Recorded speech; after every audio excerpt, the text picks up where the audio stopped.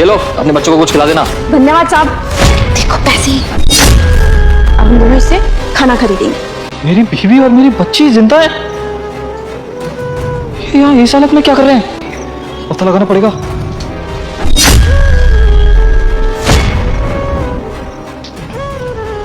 सुनिए। जी साहब। ये आपके हाथ में जो बच्ची है वो किसकी है? आपकी है? जी मेरी बेटी है। बताइए क्या हुआ? मैंने आपको यहाँ पे पहली बार देखा है। मैं अक्सर यहाँ पे पैसे बांटने आता रहता हूँ। आप तो पहले उधर रहती थी ना, DW सोसाइटी में। जी साहब, मैं वहीं रहती थी पहले। आप मुझे जानते हैं क्या? नहीं, मैं आपको तो नहीं जानता, लेकिन हाँ, आपके हस्बैंड थे, उनका नाम था राहुल। उनको बहुत अच्छी तरीके से जानता हूँ मैं। जी साहब, उनका नाम राहुल ही था। आपका तो घर इतना अच्छा था, आप वो सब छोड़ के यहाँ कब से रहने लगी? वो उनकी और मेरे बीच की बात थी। आप हमारी चिंता मत करिए, हम दोनों बिल्कुल ठीक है। आप जाइए यहाँ से। देखिए, मैं जानता हूँ कि मैं अनजान हूँ और आप ये सब बातें बताने से मुझे घबरा रही हैं, लेकिन आप चिंता मत कीजिए। क्या पता आप मुझे अपने दिल की बात बताए तो शायद मैं उसका हल ढूंढ पाऊँ। वो मेरे पति और मैंने ना लव मैरिज की थी। इस बात से उनके घर में बिल्कुल भी खुशी नहीं थी, मेरे घर में भी खुशी नहीं थी, इसलिए हमने भाग करके शादी की थी।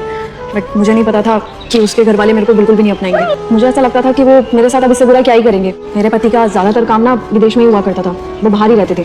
और साहब, जब ये मेरे पेट में थी ना, तभी मेरे पति को किसी काम के सिलसिले में विदेश जाना पड़ा और फिर ये पैदा हुई। मेरी सास को बिल्कुल भी पसंद नहीं आया। वो कहने लगी कि तू एक घर पे बेटा भी नहीं दे पाई, बेटी को जन्म किया है। अब ये कैसे मैं उनको समझाती कि ये तो मेरे बस में नहीं है ना। और इसी बात में वो मेरे को ताने दे करके हमेशा सुनाती रहती थी। और साहब, उनको ऐसा लगा कि यही टाइम सबसे सही रहेगा मुझे और मेरी बेटी को घर से बाहर निकालने के लिए, और उन्होंने सबसे अच्छा मौका देखा और मुझे और मेरी बेटी को घर से बाहर निकाल दिया। मेरे पति को तो इस टाइम पता भी नहीं होगा कि उसकी पत्नी और उसकी बेटी जिंदा है। साहब, पता नहीं कैसी सास है वो, क्योंकि एक औरत होकर के एक औरत का दर्द नहीं समझ पाई। तब से हम दोनों इधर ही रहते हैं। उस औरत ने एक बार भी नहीं सोचा कि मैं कैसे रहूंगी, मेरी बच्ची कैसे रहेगी। और साहब, आपको पता है, जिस समय वो हमें घर से बाहर निकाली थी ना, उसने मेरा फोन, मेरे कपड़े, मेरी सारी चीज़ें अपने पास रख ली और कहने लगी तुझे एक फूटी कौड़ी भी नहीं मिलेगी इस घर से, और मुझे धक्के दे करके उस घर से बाहर निकाल दिया। साहब, तब से हम इधर ही रह रहे हैं। 2 टाइम के खाने का इंतजाम हो जाता है। अरे, आपके साथ इतना सब कुछ हो गया और आपने एक बार भी अपने पति को बताया तक नहीं? कैसे बताती साहब, जब वो मेरे को घर से बाहर निकाले थे ना, तब उन्होंने मेरे को ये बोला कि जिस विमान में तेरा पति था वो घटनाग्रस्त हो चुका है, अब तेरा पति इस दुनिया में नहीं है, तो तू इस घर में रह करके क्या करेगी। और साहब, सच बताऊं तो मुझे यकीन नहीं हुआ कि वो जो बातें कर रहे थे वो सच होगा। तभी मैं आज भी मेरे पति के नाम का मंगलसूत्र पहनती हूँ। इतना बड़ा झूठ।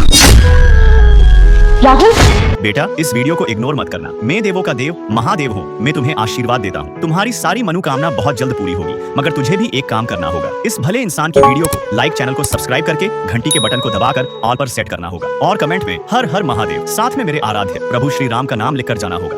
पति दूर था, ससुराल ने ठुकरा दिया और गोद में बेटी थी, मगर उस माँ ने हार नहीं मानी, क्योंकि जिसे दुनिया उसकी मजबूरी समझ रही थी, वही बेटी उसकी पूरी दुनिया बन चुकी थी। लेकिन कहते हैं ना कि जो लोग हार नहीं मानते वो एक दिन जरूर जिंदगी की जंग जीत लेते हैं।